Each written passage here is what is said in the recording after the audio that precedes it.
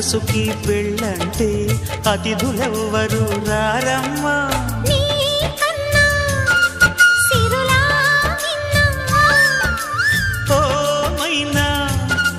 మన మనవును మెచ్చిన మనసులు పెట్టిన సుముహూర్తం ఇది.